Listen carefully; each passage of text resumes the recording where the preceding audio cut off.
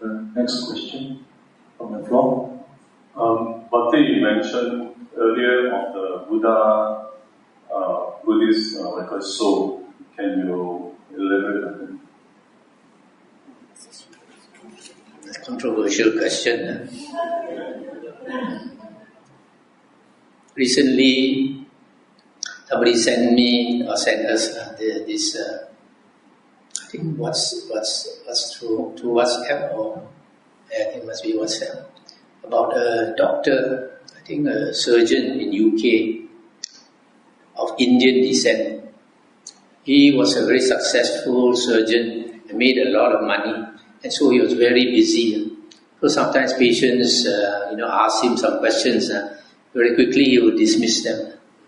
And then some of his patients said that when they were in the sleep state, they get anesthesia and they go to sleep and then they are operated on. Some of them said they came out of the body and they could see everything the doctor was doing, the nurses were doing, but could not communicate.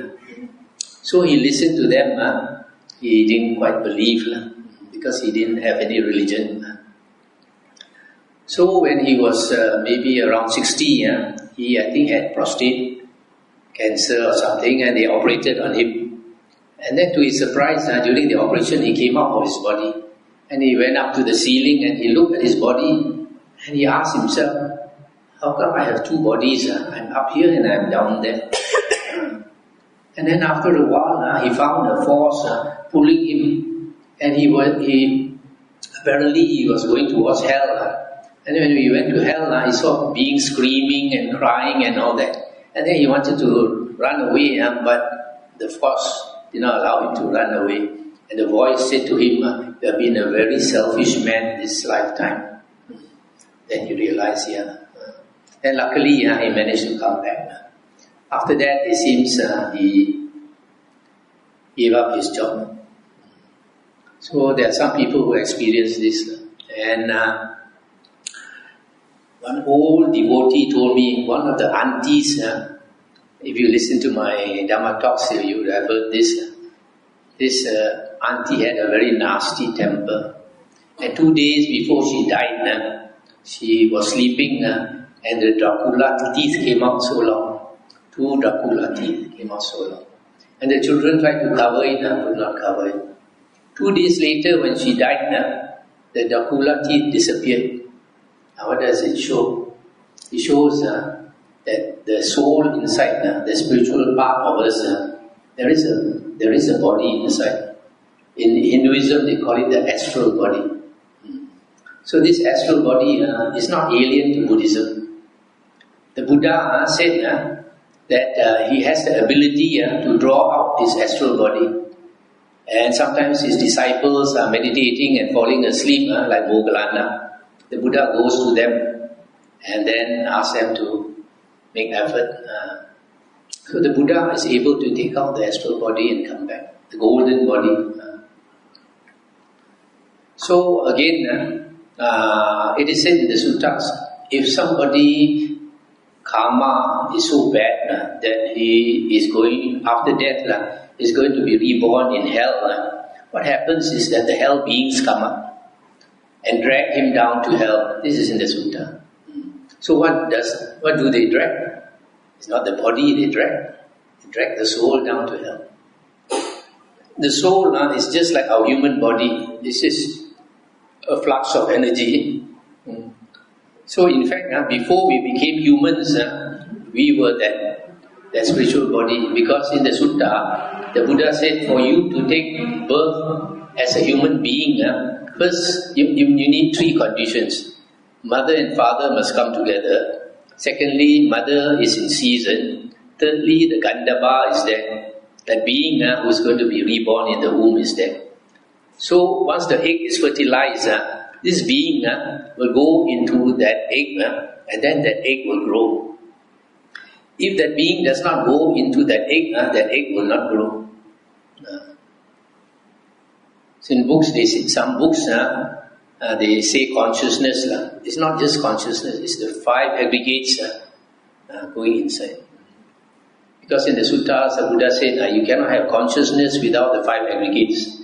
Consciousness must come with the 5 aggregates. Alright, we go to the next question. This one you mentioned about the jhanas, second, third, and fourth jhana. Apparently, before the Buddha found the truth, he was taught to until attain the 8th jhana. Is that a wasted effort or is that an unnecessary jhana? No, it's not. It's not unnecessary. It's just that without the Dhamma knowledge, you cannot become enlightened. You have the jhanas plus the Dhamma, then you can become an Arya. We only need until the 4th jhana, no need to reach until the 8th jhana. Yes, 4th jhana, 4th rupa jhana is enough. But if you have the arupa jhanas, it's also okay. If you can attain the arupas, the Buddha also encouraged his disciples to attain the arupas. Further questions from the floor? I don't know, this is a very silly question or not, but it is in my mind for a very long time. In the 5 precepts, no, the 8 precepts never mention about no gambling. Is it gambling is allowed in Buddhism? The Buddha said, if you do something that brings suffering, you should not do lah. So if you buy 1 or 2 ringgit Toto, it's okay. Don't go to the casino and lose all your pension, gratuity or whatever. Next question, please.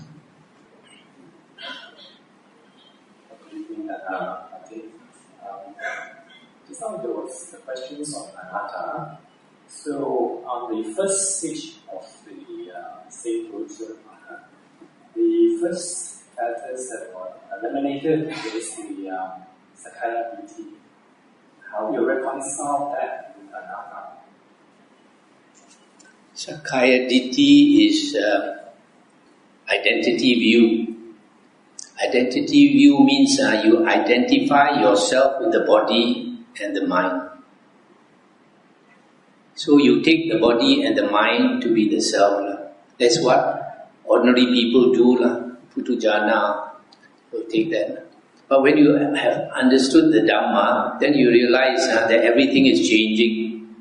In fact, science tells us that our body is changing all the time. Cells are being born and old cells die.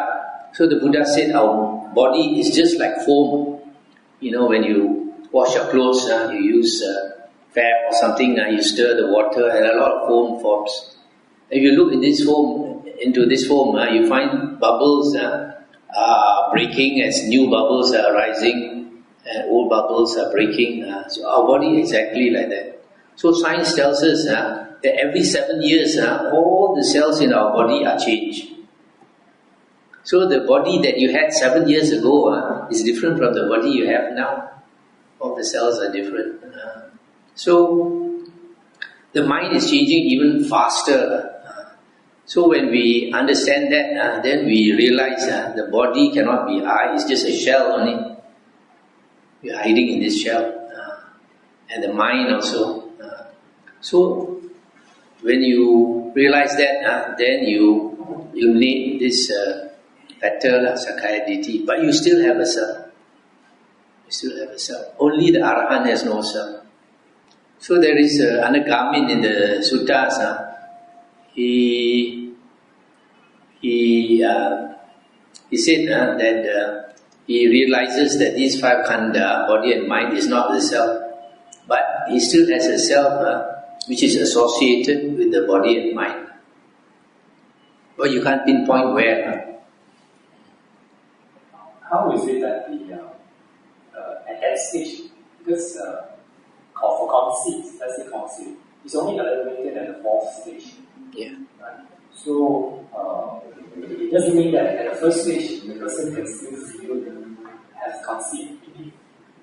But again, how does it, the psychiatry was no more than, but you can still feel that conceit. The self, it still has a self. So you may be a Sotapanna, but somebody tries to kill you, you will try to defend yourself. But an Arahant has no self. If somebody wants to kill him, you may not struggle. The next question. Bante, this topic of mindfulness stress a lot on focused attention and clear comprehension. With again stress on good memory that we should remember lots of things that have happened in the past. But actually, probably due to age, I find that my memory is not that good. Many of my friends also say that they read a lot of sutta and they keep forgetting. But is there any way we can help to improve our memory? Thank you.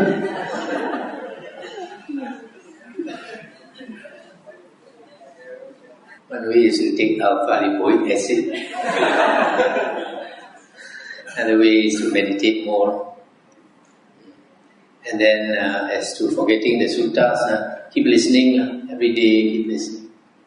Now we have this device, I think we have it there.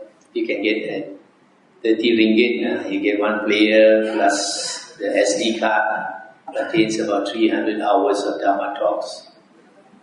So that is very handy because you go jogging, you can bring it along. You do gardening, you do cooking, everything. Even in the car, it's very loud. So here you get it for 30 ringgit. If you go and buy the SD card outside, it's 25. And the machine average price is 35 and 60 ringgit already. So you get half price here. So you listen every day and keep listening, then you remember. During the Buddha's time, it was not so convenient. They have to memorize the suttas. Every single sutta they have to memorize. That's how they become, maybe that's the secret how they become Sotapanna. I'd like to ask for the next question. People use the way. Wherever is giving your priority. Yes,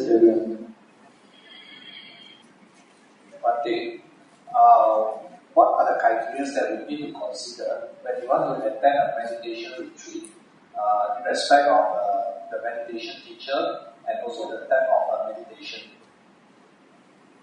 I think that's too personal. You have to figure it out yourself. Yeah, good question there. In fact, there's also a similar question to recommend one. This is a question on Nirvana. I listened to a lot of talk on Dharma talks mention of Nirvana. Please enlighten us how to understand the meaning of Nirvana.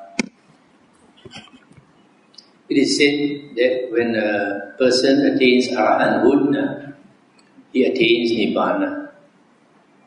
And Nibbana is said to be the destruction of greed, hatred and delusion. And Nibbana is also the elimination or destruction of bhava. When a person attains Nibbana, becomes an Arahant, he destroys bhava. Bhava is existence or being or becoming. This is related to that conceit. As long as we have a self, there's a meaning of bhava. Bhava is a self-view. So when a person becomes an Arahant, he attains Nibbana, destroys greed, hatred and delusion, destroys the view of the self. And then there is the Parinibbana. Parinibbana is when an Arahant passes away. When an Arahant passes away, he is said to enter Parinibbana. When he enters Parinibbana, the sixth consciousness ceases. our sixth consciousness keeps working because of greed, hatred and delusion. Because of craving, you can also say because of craving. And that is the fuel that keeps us turning on samsara.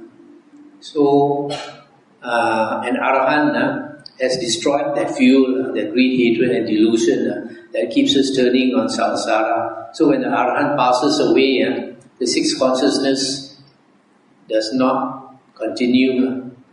That's the meaning of asava destruction. The term enlightenment or the attaining of arahanthood is called asava destruction, asava kaya. And asava means the flow, and basically it is the flow of consciousness. As long as consciousness flows, the world exists. And when the consciousness stops, when a person enters Parinibbana, the whole world ceases. Okay. There's one question about family. Family members who are non-Buddhist. How are we to follow the path without conflict with those non-Buddhist family members? Do you have any simple advice? I think we have to use our wisdom. Have to see the situation. Each family is different. I have a brother who is a Catholic. I have a sister who is a Catholic. No problem. So sometimes we need to compromise. For example, sometimes mother passes away and some children want to do the Buddhist way, some want the Christian way, some want the Taoist way. Maybe have all three together.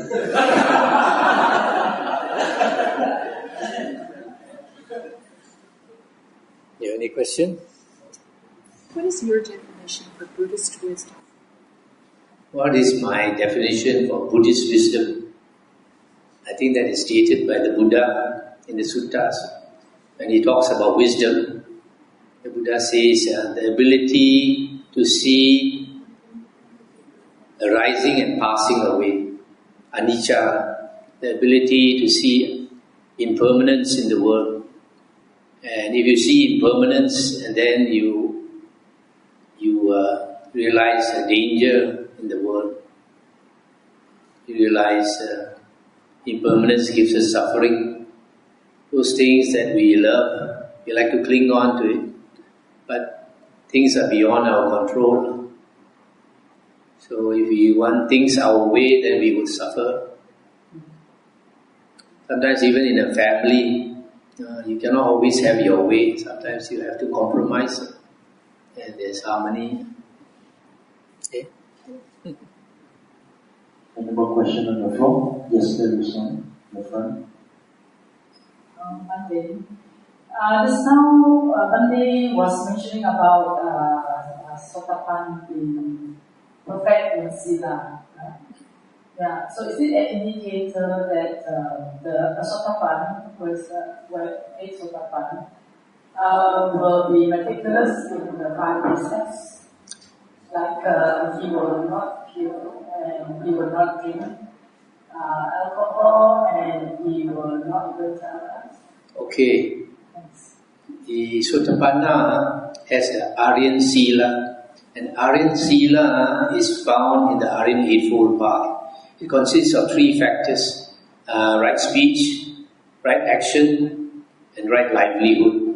Right speech has 4 components: not to lie or cheat people. Secondly, not to engage in divisive speech. For example, you hear A saying bad things about B. You don't go and tell B, last night A said this and that. And then the third is not to use coarse speech or coarse language, foul words or loud words. And the fourth is not to engage in idle gossip. So, right speech has 4 precepts. Right action has 3 precepts: not to kill, not to take what is not given, and not to engage in sexual misconduct. These are the three precepts in right action. Right livelihood is not to is not to engage in a livelihood that harms other beings. So that is basically covered by right speech and right action. But the Buddha also said that lay people should not engage in 5 types of livelihood. Should not buy and sell humans, human trafficking, not to rear animals for slaughter, rear animals and sell for people to slaughter, not to sell liquor or drugs, not to sell weapons, weapons that kill, not to sell poisons that kill, for example, herbicides, insecticides. So this is so for a lay person, these 5 types of business should not do. So basically, these 3 factors of the Eightfold Path, right speech, right action, and right livelihood, consists of 7 precepts: 4 verbal precepts and 3 body precepts. So it does not include liquor. The Buddha said, once a person has become an Arya, he will not do any evil that can bring him to rebirth in the woeful plains. In other words, he will not be able, he won't do serious karma. Maybe he can wallop a mosquito. He will go to woeful plains for that. Maybe. Don't say Bhante, say that I can do it. That's a question. But you see, actually a lot of people don't realize this small fellow kills the most humans in the world. Mosquito accounts for most human deaths, more than the wars and all that. Good evening, Bhante. I have 2 questions. We'll go to the first question first because it's not related. So the first question is, when human pass away, right? In Buddhism view, which is a better way of handling the body? Is it through the simple burial? I didn't say the lavish kind of like tunyak, the graveyard, the simple burial or cremation? I think that is a personal choice. Okay. Alright. Because also depends on family members. Okay. Because I know Gautama Buddha was actually being buried, right? So that is why we can actually see his relic until now. But I'm not sure how the world has evolved, like most of the Hinduism and Buddhism people tend to cremate their bodies. When I was, my parents, they were worried that when they die, they have no coffin.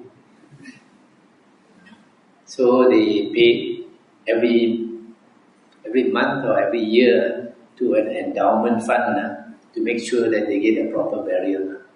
But later, when my father was old, he said, "What?" He said, "I've seen in Penang, people bury the dead. Only the children will come and sort of tend the grave on Qing Ming, All Souls Day and all that. They come.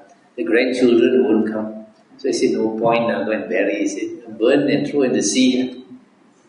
So I also encouraged my mother to do that. My mother said, "Chua lang and call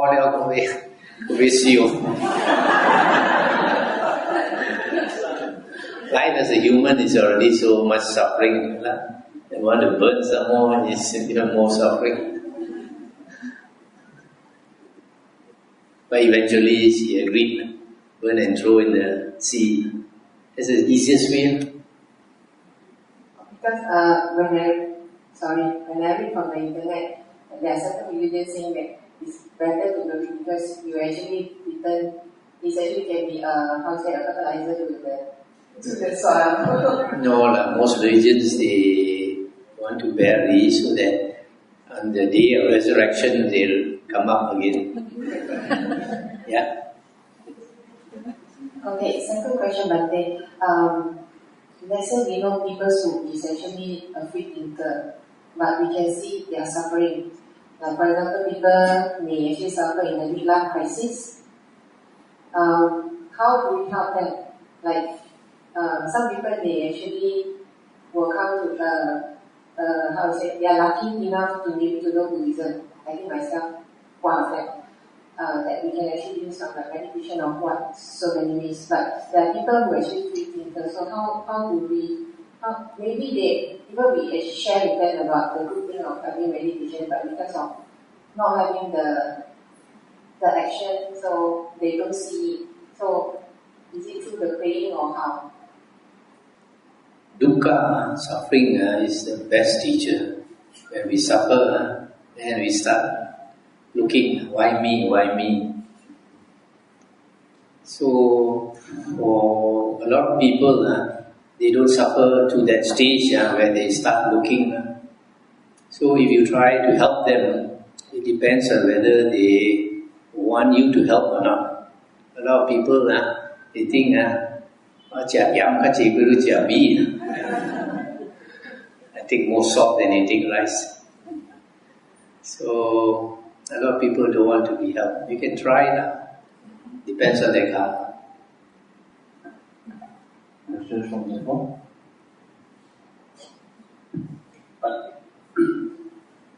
Just now you said no use of herbicides or pesticides, right? Is it okay to use herbicides to kill ladang and other grasses?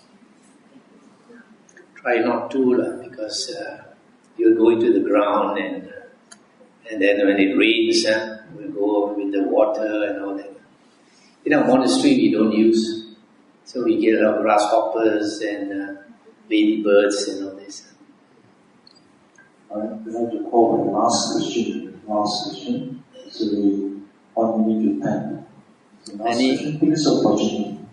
Any interesting question there? Bante, just now you said don't use the wick or to kill the lalang, but my house got a lot of snail and eating all my plants. What should I do? Pick them and put them far away. They will come back. Pick them again.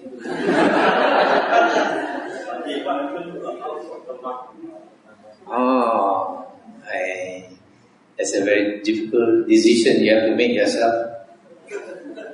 But we avoid that by not using wood in our monastery. We try not to use wood or concrete.